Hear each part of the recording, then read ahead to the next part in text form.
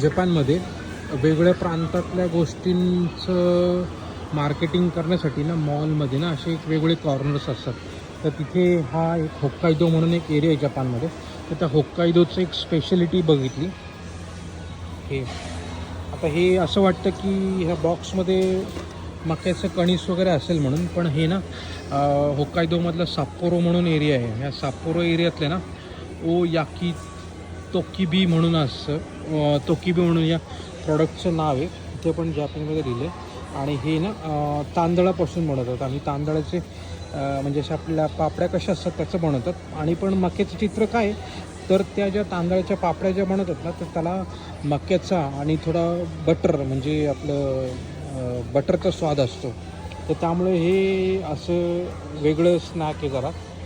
होक्काइदोमध्ये साप्पोरोच्या या भागामध्ये हे असतं.